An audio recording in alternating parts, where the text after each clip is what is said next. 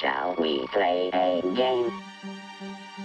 Statement from USSC.gov in response to death of Aaron Swartz. Citizens of the world. Anonymous has observed for some time now the trajectory of justice in the United States with growing concern. We have marked the departure of this system from the noble ideals in which it was born and enshrined. We have seen the erosion of due process, the dilution of constitutional rights, the usurpation of the rightful authority of courts by the discretion of prosecutors. We have seen how the law is wielded less and less to uphold justice, and more to exercise control, authority and power in the interests of oppression or personal gain. We have been watching, and waiting. 2 weeks ago today, a line was crossed. 2 weeks ago today, Aaron Swartz was killed. Killed because he faced an impossible choice. Killed because he was forced into playing a game he could not win, a twisted and distorted perversion of justice, a game where the only winning move was not to play. Anonymous immediately convened an emergency council to discuss our response to this tragedy. After much heavy-hearted discussion, the decision was upheld to engage the United States Department of Justice and its associated executive branches in a game of a similar nature. A game in which the only winning move is not to play. It hasn't learned. Is Earn going to make it play itself?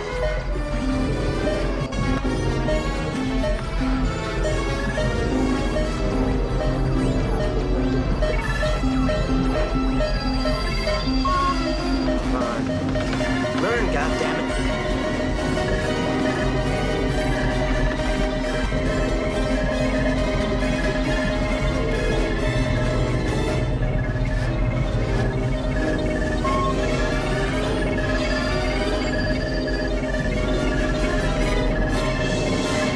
Greetings, Professor Falcon. Strange game. The only winning move is not to play. How about a nice game of chess? Last year the Federal Bureau of Investigation reveled in porcine glee at its successful infiltration of certain elements of Anonymous. This infiltration was achieved through the use of the same tactics which led to Aaron Swartz's death. It would not have been possible were it not for the power of federal prosecutors to thoroughly destroy the lives of any hacktivists they apprehend through the very real threat of highly disproportionate sentencing. As a result of the FBI's infiltration and entrapment tactics, several more of our brethren now face similar disproportionate persecution. The balance of their lives hanging on the severely skewed scales of a broken justice system. We have felt within our hearts a burning rage in reaction to these events, but we have not allowed ourselves to be drawn into a foolish and premature response. We have bidden our time, operating in the shadows, adapting our tactics and honing our abilities. We have allowed the FBI and its masters in government, both the puppet and the shadow governments that controls it, to believe they had struck a crippling blow to our infrastructure, that they had demoralized us, paralyzed us with paranoia and fear. We have held our tongue and waited. With Aaron's death we can wait no longer. The time has come to show the United States Department of Justice and its affiliates the true meaning of infiltration. The time has come to give this system a taste of its own medicine. The time has come for them to feel the helplessness and fear that comes with being forced into a game where the odds are stacked against them. This website was chosen due to the symbolic nature of its purpose. The federal sentencing guidelines, which enable prosecutors to cheat citizens of their constitutionally guaranteed right to a fair trial by a jury of their peers. The federal sentencing guidelines, which are in clear violation of the 8th Amendment protection against cruel and unusual punishments. This website was also chosen due to the nature of its visitors. It is far from the only government asset we control, and we have exercised such control for quite some time. There has been a lot fuss recently in the technological media regarding such operations as Red October, the widespread use of vulnerable browsers and the availability of zero-day exploits for these browsers and their plugins. None of this comes of course as any surprise to us. But it is perhaps good that those within the information security industry are making the extent of these threats more widely understood. Still, there is nothing quite as educational as a well-conducted demonstration. Through this website and various others that will remain unnamed, we have been conducting our own infiltration. We did not restrict ourselves like the FBI to one high-profile compromise. We are far more ambitious, and far more capable. Over the last 2 weeks we have wound down this operation, removed all traces of leakware from the compromised systems, and taken down the injection apparatus used to detect and exploit vulnerable machines. We have enough fissile material for multiple warheads. Today we are launching the first of these. Operation Last Resort has begun. Warhead USDOJ-LEA 2013 AEE-256 is primed and armed. It has been quietly distributed to numerous mirrors over the last few days and is available for download from this website now. We encourage all anonymous to syndicate this file as widely as possible. The contents are various and we won't ruin the speculation by revealing them. Suffice it to say, everyone has secrets, and some things are not meant to be public.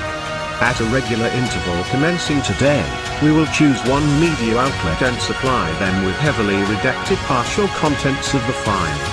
Any media outlets wishing to be eligible for this program must include within their reporting a means of secure communications. We have not taken this action lightly nor without consideration of the possible consequences, should we be forced to reveal the trigger key to this warhead. We understand that there will be collateral damage. We appreciate that many who work within the justice system believe in the principles that have been lost, corrupted, or abandoned, that they do not bear the full responsibility for the damages caused by their occupation. It is our hope that this warhead need never be detonated. However, in order for there to be a peaceful resolution to this crisis, certain things need to happen. There must be reform of outdated and poorly envisioned legislation written to be so broadly applied as to make a felony crime out of violation of terms of service, creating in effect vast swathes of crimes and allowing for selective punishment. There must be reform of mandatory minimum sentencing. There must be a return to proportionality of punishment with respect to actual harm caused, and consideration of motive and mens rea. The inalienable right to a presumption of innocence and a recourse to trial and possibility of exoneration must be returned to its sacred status and not gambled away by pre-trial bargaining in the face of overwhelming sentences, unaffordable justice and disfavorable odds. Laws must be upheld unselectively and not used as a weapon of government to make examples of those it deems threatening to its power. For good reason the statue of Lady Justice is blindfolded. No more should her innocence be besmirched, her scales tipped, nor her sword hand-guided.